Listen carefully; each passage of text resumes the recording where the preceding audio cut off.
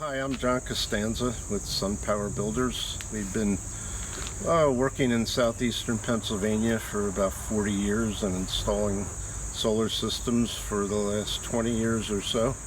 This particular system on this barn serviced the old farmhouse here. All the wires come underground. So this system generates, or has generated for 10 years, enough power to cover all the electric usage of this house. In addition to the savings you get on your electric, solar also makes you a cash flow out of renewable energy credits, which our utility companies have to buy from small solar producers. So a system like this can reap you a positive cash flow of anywhere from $4,000 to $7,000 a year. So solar pays back very quickly. The cost of solar now is extremely reasonable. When we installed this system, it was probably close to $10 a watt. Now we're installing for under $3 a watt, and stuff that is of equal or probably better quality now.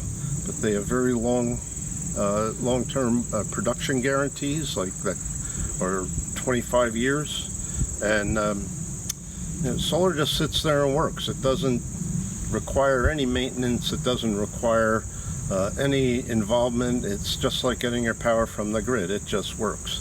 And now with battery technologies rapidly improving, any kind of a power shutdown from the grid, now you can have batteries that'll make up for that for whatever period of time you need. So we're still going at it. We haven't quit. It's been over 20 years of installing PV. Pennsylvania farmhouses are basically passive solar houses anyway, and we work on restoring those as well as doing solar systems. So we try to be sensitive to the architecture and, build enclosures like this, which house all the electrical components, inverters and meters.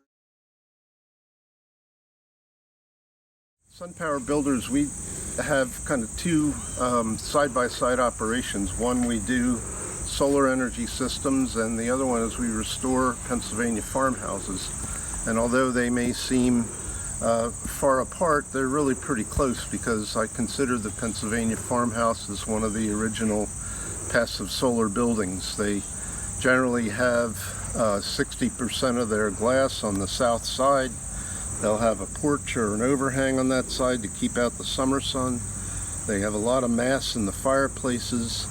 I can go on, and that, people built in order to make their lives easier, and anything they could do to get anything in the way of free heat and with regular delivery, they would use it. It was easier than chopping firewood.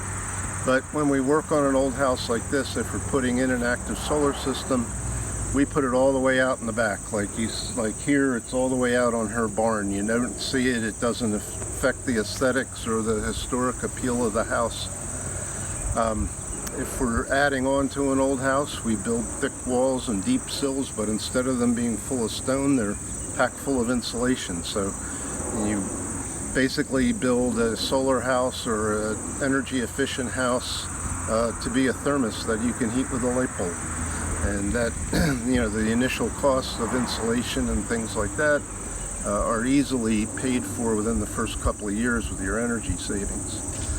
So the Pennsylvania farmhouse is a well thought out, very simply designed and elegant house that has proportions that often will correlate to the Fibonacci scale, both in not necessarily in that they have symmetry, but they do have proportion. And that's some of the other elegance of these beautiful old farmhouses. So we call ourselves preservationists of yesteryear and tomorrow, and that's the common thread is energy efficiency and solar energy.